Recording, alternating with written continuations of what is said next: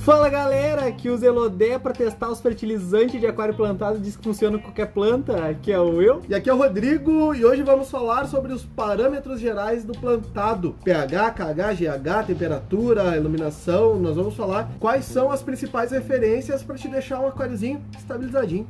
É isso aí. No podcast passado, a gente falou sobre como iniciar no nosso aquário plantado, o que eu preciso para começar a montar esse que é o considerado o aquário mais bonito do Água Doce. Mas já vai receber e-mail já do pessoal que tem disco, tu já vai receber e-mail do cara que tem ciclídeo africano. Nossa, tomara.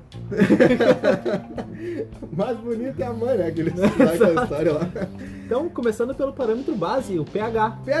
pH de um aquário plantado. Diferente do peixe, o pH para planta ele é um pouco diferente, porque de acordo com o pH que tu tem no teu aquário, ele torna os elementos mais biodisponíveis. Quer dizer que a planta ela vai ter mais facilidade de absorver aquele elemento que tu está inserindo no aquário. Exatamente. Então a planta ela tem uma jogada que ela pode ser um pH um pouco mais ácido ou um pH um pouco mais alcalino. Não tem aquela extremidade de planta só no pH alcalino ou planta só no pH ácido. Então a gente tem que trabalhar mais aonde o pH vai tornar os elementos mais biodisponíveis. Como assim elementos mais biodisponíveis? Por exemplo, ferro. Em água ácida, ele é mais biodisponível do que numa água alcalina. Uma água alcalina, ele praticamente não é biodisponível. O que é biodisponível? É estar disponível para sua planta absorver este elemento. Tá de biodisponível não quer dizer que tu vai tocar um prego da Gerdau ali dentro e a planta vai absorver aquele prego. Não, então... ferro a gente tá falando coisa de qualidade, né? Não é jogar a colher dentro do... Pra fazer eletrólise? É o garfo.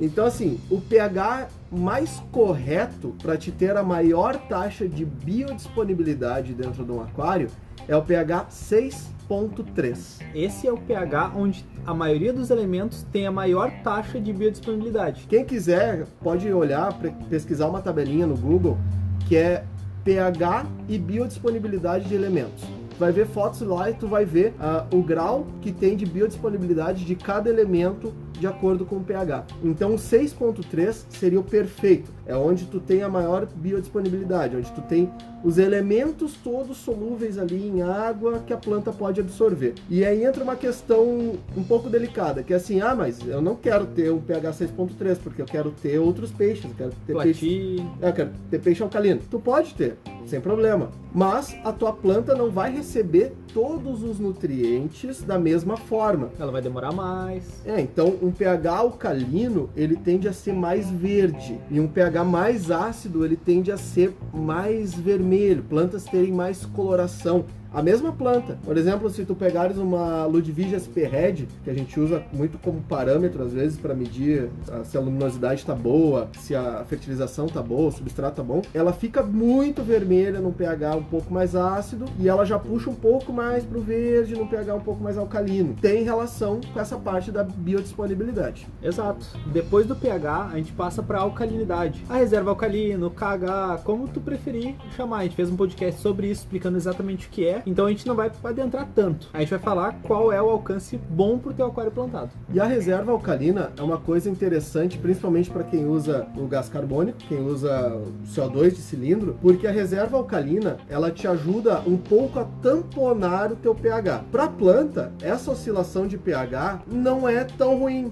Não é algo vital. Mas se tu tem peixes dentro do teu tanque, tu não vai querer que teu pH oscile muito. Às vezes um pH chega a oscilar 0.6, 0.8 por dia, enquanto o cilindro tá ligado e à noite ele volta. Isso é estressante demais para o metabolismo do peixe. Tem que ter esse cuidado. Então o peixe pode sofrer muito com isso. A planta, nem tanto, mas um peixe sofre. E como é que eu faço para não haver essa oscilação dentro do meu aquário? Simples, tô aumentando um pouco o teu KH, tua reserva alcalina. Ela vai impedir com que teu aquário desça tão desproporcional assim. Então ela vai tentar ela vai te ajudar a manter o pH numa taxa mais próxima, não havendo tanta oscilação. Então, pro pessoal que faz o testezinho aí de dureza carbonatária, tu pode manter ela entre 2 e 12, na medida que é feita teste. Então, se tiver entre 2 e 12, ainda tá ok. Se tu quer um parâmetro muito mais correto, que realmente tu vai conseguir aproveitar para todas as plantas, o ideal seria entre 6 e 9. E aí tem uma curiosidade muito grande, tá? As plantas, um kH abaixo de 6, por exemplo, 97% das plantas estão ok. Com um kH até 9, 90% das plantas estão ok. Com um kH mais alto, tu tem uma aceleração muito maior de um crescimento de plantas que são as low demand, que aí tu tem microsorums, anúbias, musgos, elas crescem muito mais rápido, porém, por outro lado, plantas que normalmente têm um crescimento muito mais rápido, podem sentir. Então não vai ser qualquer planta que tu vai conseguir manter num kH muito alto. Um kH muito elevado pode não ser tão benéfico para tuas plantas. Então, tu mantendo ele num kH 6 a 9, tu tem assim, ó, uma média boa. Muito boa, porque tu não vai ter tanta oscilação no teu pH e ao mesmo tempo para tua planta tá ok. Existem produtos que ajudam a elevar a KH sem modificar o pH, o que é muito importante. Então, um que a gente recomenda muito, não é tão fácil de achar, mas é muito bom, é o Carbonate da Aquavitro. Ele é específico para aumentar a tua reserva alcalina. É perfeito porque ele não altera teu pH, isso é bom. Isso é uma dúvida que muita gente tem, mas meu aquário aqui tá com pH já um pouco elevado e os produtos que eu tenho no mercado, como da Cera, como da Siquem, enfim, outras marcas, eles vão subir o meu pH também. Ele vai subir o KH, mas vai subir o meu pH também. Então a Aquavitro tem um produto só para isso. Ela vai subir o teu KH sem mexer no pH da água. Isso é ótimo demais. Uma dica, tá, pessoal? Se tu tem um aquário plantado e tu quer modificar o teu pH, não utiliza esses produtinhos convencionais. Aí vamos falar, tipo, o alcali da Lab. Carbonato de sódio. Sódio. Sal mata a planta. Simples assim, tá? Mas é uma quantidade realmente muito diluída. Sim, ele é uma quantidade muito diluída. Mas com o tempo, tu vai ver que nunca vai chegar àquela qualidade e tu pode gerar alguma coisa. E a estabilidade do teu pH nunca vai ser a mesma. Então, procure produtos de qualidade. Produtos que realmente foram usados, testados em aquários plantados, que vão te dar uma capacidade de ajustar também o teu pH, o teu KH, sem ficar modificando outras partes, sem correr riscos em outras partes.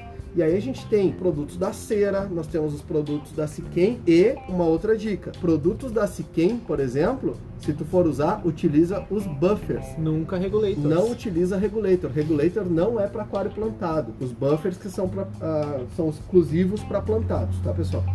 E aí, falando agora de pH, KH, vamos pro dureza geral. GH. O GH, a média que tu consegue manter tranquilamente um aquário plantado seria em torno de 6. É uma média ok que tu consegue ter em qualquer tipo de tanque. Eles variam de 2 a 10. Dependendo dos extremos que tu queres manter, claro, os extremos não são tão favoráveis assim. Pra nada, né? Mas um GH não tem tanta importância assim para um aquário plantado. A única importância que ele tem é quando há falta de minérios específicos, de minerais específicos, como o magnésio, o cálcio.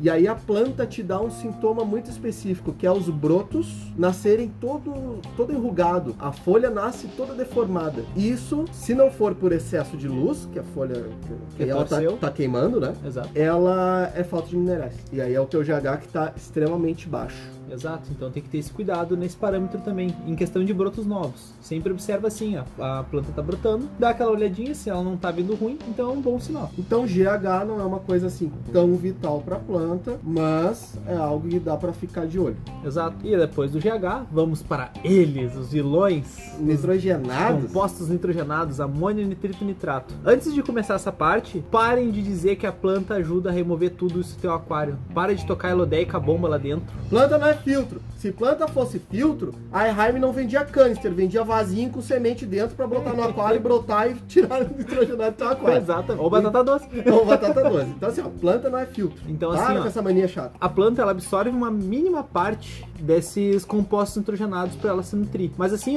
é uma coisa minúscula. Não é um parâmetro que tu vai salvar teu aquário de um pico de amônia. Impossível, não tem como. Entendeu? E a planta não é afetada diretamente por nitrogenados. Ela pode puxar ali, absorver alguma coisa de nitrogenados, sim. Mas para salvar um aquário que esteja com amônia, nitrito e nitrato, é insignificante praticamente. É aquele exemplo que eu digo de que os antigos tinham que botar uma planta dentro de um quarto com alguém que tem problema respiratório, vai liberar mais oxigênio, a história toda. A planta no escuro, né? Nem sol pegava.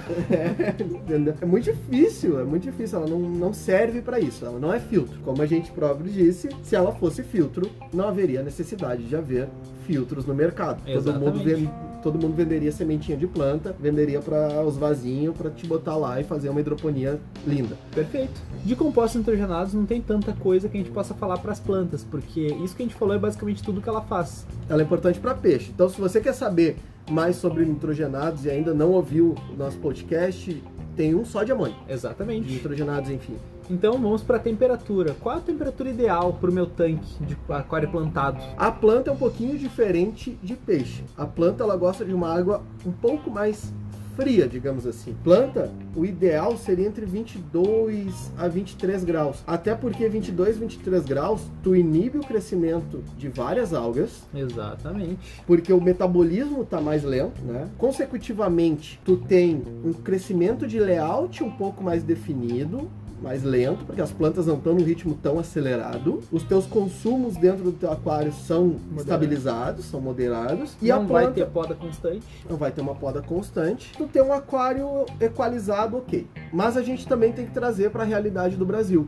O que é muito difícil tu ter um aquário em 22 graus plantado no Brasil, a não ser que tu tenha uma sala fechada com ar-condicionado 24 horas. Exato. Pessoal de escritório, geralmente. Ou tu tem um chiller, mesmo no escritório, às vezes de noite é desligado o ar-condicionado. Né? Sim. Então a gente sabe que essa realidade no Brasil é muito difícil. Mas a gente tenta. Então assim, pessoal, tenta no máximo 26. Não passar de 26. Porque acima de 26, ali um limite do 28, a tendência de dar algas é muito grande. Mesmo que tu faça todo o resto bonitinho, direitinho, sempre tem aquela maldita alga que pode vir aparecer a qualquer hora, só buscando aquela brecha. É o mesmo exemplo que a gente dá, por exemplo, nos sistemas que a gente tem de esgoto, de fossas nas grandes capitais ou em algumas cidades. Aqui no Rio Grande do Sul, tem um exemplo clássico que é, no inverno, tu não sente gosto, cheiro de algas na água da torneira. Exato. Mas no verão, quando tu tem matéria orgânica, excesso de luz e temperatura alta, brota alga até na parede. Exatamente. Então é uma questão assim, ó, a alga vai estar só esperando ali aquela brecha. Algo bem simples. Então temperatura, quanto mais baixa, melhor. Só que tu tem que cuidar também pro peixe, porque essa temperatura não pode também ser oscilante. Os parâmetros que a gente está dando aqui, pessoal, é para as plantas, para o aquário plantado em si. A gente não está focando na fauna, só na flora. Exatamente. Então, 22 graus é ruim para o peixe? Não necessariamente. Não se for estável. Não, se for estável. Se for estável, ela é perfeita. Por que a gente mantém uma temperatura mais alta dentro do aquário? Porque a gente mora no Brasil e muito dificilmente ele vai oscilar para baixo, ele vai oscilar para cima. Então a gente mantém uma temperatura alta justamente para ele não oscilar e não dar doenças como ictio, fungos, enfim, que adoram essa oscilação de temperatura. Exato, baixou o metabolismo do peixe, pegou. A gente vai passar um rapidinho pelo CO2. A questão do CO2 não tem algo que eu possa te dizer assim, ó, de vai ali e é por olho, é uma bolha por segundo ou meia bolha por segundo. Isso não existe mais. Isso aí já é um mito, alguma coisa que caiu, porque é muito relativo. Eu falar, tu tem que usar uma bolha por segundo. Mas e o tamanho do tanque? Exato. É variável demais. Uma bolha por segundo num aquário de 30 litros faz um efeito. Uma bolha por segundo num aquário de 1000 litros não é nada. Exato. Então, uma bolha por segundo, a gente não vai falar nada em relação a essas medidas. O que a gente recomenda, o melhor jeito de medir, compra um teste são CO2. os drop checkers, que ele fica direto dentro do teu aquário, ele tem ali um indicador de acordo com a cor, a cera tem, a Shihiros O da tem. cera é muito bom. Exato. O da cera já é o testezinho que vem com o drop checker. Isso que é ótimo. E já vem com o líquido, já vem com o indicador, já vem tudo certinho. Então, pessoal, às vezes tu vai lá e investe numa planta, investe no substrato certo, investe na luminária certa, e aí no teste ali que tu vai falar assim, esse teste eu não vou querer. não faz isso. Não peca ali aonde... No finalzinho. No finalzinho, né? Tem de manter sempre a mesma equação em todo o aquário. Se não consegue tudo do melhor, tenta segurar um médio pro bom. Tô analisando assim, ó. Eu não tenho drop checker, mas eu tenho CO2. Ainda não comprei meu drop checker. É bem relativo, né? Claro, vai depender muito do tamanho do teu aquário. Mas uma análise boa é ver, às vezes, pelo peeling que as plantas estão fazendo. O peeling são pequenas bolhas de oxigênio que se formam ao redor das plantas quando elas estão fazendo fotossíntese, pessoal. Isso é um indicativo que tu tem um CO2 bom, estável. Um sinal de exagero é teus peixes na superfície buscando oxigênio porque estão morrendo asfixiados. Isso é um grande problema. Então, um teste é a melhor coisa que tu pode fazer. Um testezinho de CO2 ali que tu mantém dentro do teu aquário. Pro teu bolso, pra tua fauna. Pra tudo. Exato. E o CO2... ele só fica ligado enquanto a tua luminária estiver ligada. Há também uma questão assim, ó, níveis oscilantes de CO2 podem também promover o crescimento de algas. Então, durante a iluminação estar ligada, ela tem que estar numa constância de CO2, o nível constante no aquário. Então, muitos profissionais recomendam que o teu CO2 esteja ativo 1 hora a 2 horas antes da luminária ligar. Para quando a luminária ligar, os teus níveis de CO2 estarem todos trabalhando já na estabilidade. E é nesse ponto que o pessoal que faz CO2 caseiro chora, que a estabilidade é zero com CO2 caseiro. Parem de fazer isso. E fora que tu tem que tirar a mangueira para fora do aquário de noite, é terrível. Parem com isso. Só parem. Não, eu já faço só aquele exemplo do que a tua casa fica fedendo a padaria. Esse daí é ótimo também. E quem mora contigo vai te expulsar e os vizinhos vão ligar para ti pedindo quanto tá o pão. Então, parem com CO2 caseiro. Agora vamos para a iluminação.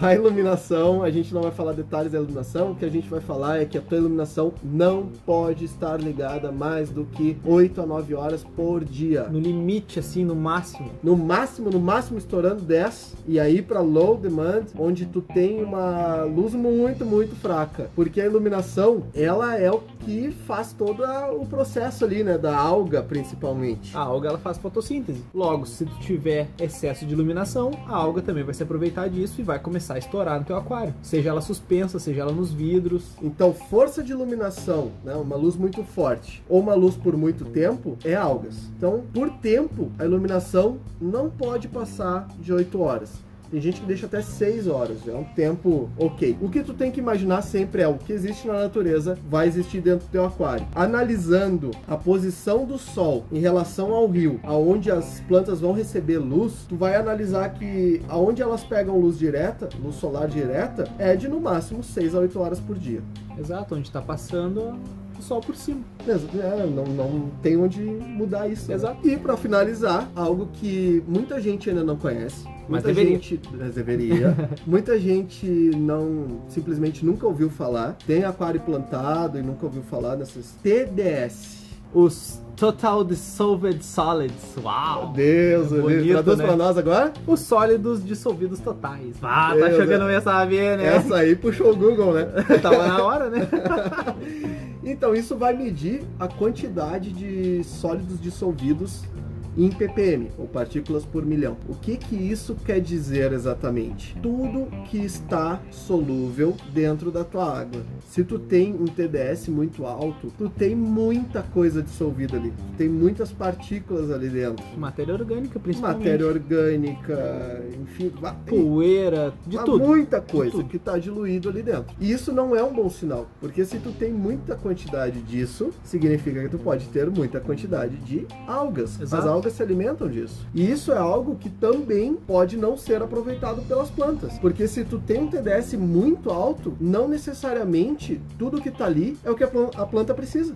Exato. É excessos, né? Excessos.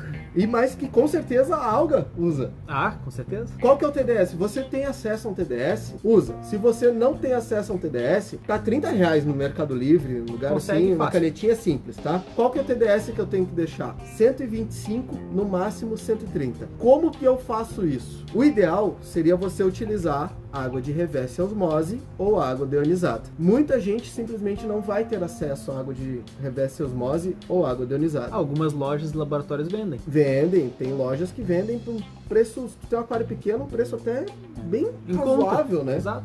Às vezes 50 centavos por litro.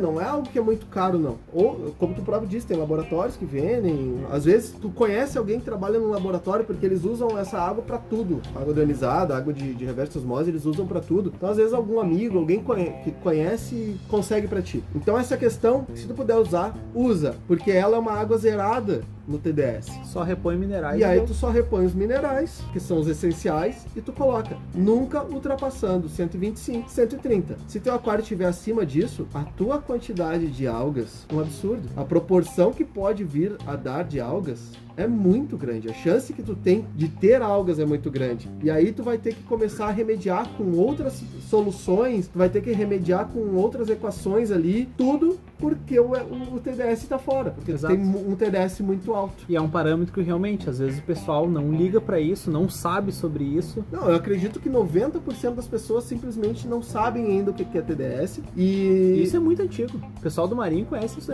o pessoal do marinho conhece, mas o do plantado simplesmente porque é algo que o plantado ainda está em expansão. E constante, né? Em constante expansão, em constante conhecimento. Então o TDS ainda não tinha visto ainda qual a importância de um TDS para um aquário plantado. E sim, tem muita importância, que é contra as algas principalmente. Tá, agora a gente falou sobre todos esses parâmetros, mas como é que tu vai medir isso? O que é essencial realmente? E aí entra uma questão assim, ó, um pouco controversa. Tem muitos profissionais, até por exemplo o pessoal do Green Aqua. Eles são contra testes. Eles são, não é que eles sejam contra testes. Não, o Balas fala que eles são contra testes. O Balas, que é o principal, fala que é contra teste, mas eu aposto que o pessoal que realmente faz as manutenções, que não é o Balas, ele faz também. Ele faz os testes. Sim. Tá? E eu duvido muito que, quando o aquário começa a dar os problemas lá, ele não puxa a maletinha para fazer todos os testes para ver onde é que tá o erro. Então também é um pouco de hipocrisia dizer que não faz teste nenhum. Nós mesmos fazendo teste pra caramba. A gente faz vários testes. Porém, tem outros profissionais que já falam que tu precisa ter todos os testes, inclusive testes que a gente não falou aqui, como teste de ferro, teste de fosfato, teste de magnésio, cálcio, teste de tudo. E aí eu acho que a melhor linha a ser seguida é um meio termo. É a mais simples, na Se verdade. você não tem experiência em plantado, a melhor linha a seguir é o meio termo. Teste de pH é vital para qualquer aquário. Então teste de pH tu vai ter que ter. Exato. Isso é indiscutível. O de KH é um teste ok, é bom tu ter. É um teste bom tu ter, principalmente se quando tu ligar o CO2, tu tiver muita oscilação de pH. Isso é importante saber. Aí compra um teste de KH, que ele vai te dar exatamente o que tu tem de alcalinidade ali dentro e como corrigir. Exato. Então, Depois, nessa circunstância, né? Sim. O próximo não é um teste, mas ele é um leitor, que é um termômetro. Um termômetro. Confie nos digitais. Esse é um ponto importante. Os da Soma têm uma qualidade ótima. Tem vários digitais hoje no mercado. Eu dei um exemplo, o da Soma no caso. Enfim, ele vai te dar com precisão. Inclusive tem muita gente que usa para medir febre agora em época de Nossa, de coronga aí. Né? Abraço, Brian. Então ele te dá uma precisão muito boa, porque aqueles que é com mercúrio ainda, tu tem uma variação alta. Uma variação alta, às vezes o termômetro não bate, certo? E não confia só no termostato. Por mais bom que seja o teu termostato, por mesmo melhor, mesmo errar. Nossa! Porque dependendo do termostato, às vezes numa ponta ele tá medindo uma temperatura e vai depender do fluxo de água que o teu aquário tem. Também, principalmente. E na outra ponta ele tá outra temperatura. Exato. Então, confia no termômetro. Esse é o ponto. Agora o CO2. CO2, se tu tem cilindro, tem que ter o drop checker. É muito importante. É importantíssimo tu ter esse teste de CO2. E o TDS. A gente vai indicar todo mundo a ter TDS. Acho que o TDS é o principal. O TDS, nem o pessoal do Green Aqua lá, que a gente falou aqui do Balazzo, isso aí eles medem TDS. Eles usam água direto de reversa osmose, né? Então o TDS ele tá sempre ali. Sim, o TDS é o que ele diz que nunca abandona, né? Exato. Tem só o TDS. Então o TDS, a gente realmente vai recomendar você ter TDS. Então pH, KH, se teu pH tiver oscilando muito, tem um testezinho de KH para ver quanto é que tá. GH não é uma coisa vital, assim, que há necessidade de tu ter. Se tu vê algum sintoma nas plantas, compra um GH só por descargo ali, faz a medição e vê se realmente é isso que tá fora. Temperatura, tem o termômetro. Se tu tem o cilindro de CO2, tem o drop checker, teste de CO2, um TDS. Exatamente. É isso aí que a gente vai recomendar para vocês. Esses seriam, então, os parâmetros gerais. Exato. Um basicão para tudo. Um basicão onde tu vai ter um sucesso. Com certeza. Sucesso. E é algo que o pessoal simplesmente não fala muitas vezes, né? Nem querem, Esses né? parâmetros e tudo mais, o pessoal tá cobrando aí pra falar. É uma parte difícil, pessoal. Não se preocupem que se você não entendeu de primeira, escuta de novo o podcast. Não entendeu alguma coisa, provavelmente já tem um outro podcast lá atrás que falou sobre essa coisa que tu não entendeu. Então dá uma olhadinha. Se não entendeu ainda, manda pra gente. Manda e-mail. Bom, uma coisa importante agora, a gente vai receber alguns e-mails e na próxima semana a gente vai estar fazendo uma leitura. E tem um pessoal que já mandou alguns desabafos até, que foi muito interessante. Esse eu acho que eu vou até postar na página, que ficou bem legal. E algumas dúvidas também. E, pessoal, se vocês tiverem sugestões, a gente tá com uma lista assim, ó, gigante para novos podcasts. Mas toda sugestão que vocês quiserem mandar para nós, mandem alguma coisa que vocês queiram ouvir no podcast, mandem pra gente.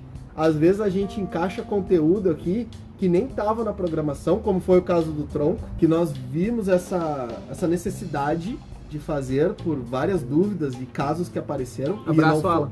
E não foi somente um. Então, pessoal que tiver sugestão, manda pra gente. A gente vai ter um grande prazer em poder ajudá-los, ajudar a passar o que a gente conhece e somar com o que vocês conhecem para chegar numa conclusão boa pro seu aquário. Perfeito. E, pessoal, eu vou ficando por aqui. Um abração, fui.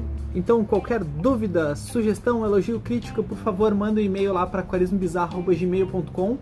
Uma coisa importante, você que está nos ouvindo, a gente não responde os e-mails diretamente, mas a gente vai ler ele, com certeza, tá? Nem que a gente demore uma semaninha ou duas, que é o tempo que a gente leva para ler todos os e-mails e fazer o podcast. Mas a gente tá sim, tá vendo, e tá lendo e tá gostando dessa interação que vocês estão com a gente. E pode mandar pelo Instagram, manda pelo direct no Instagram lá, a gente vai responder. Aquarismo Bizarro no Instagram. É isso aí, pessoal. Quero agradecer de novo e muito obrigado e falou!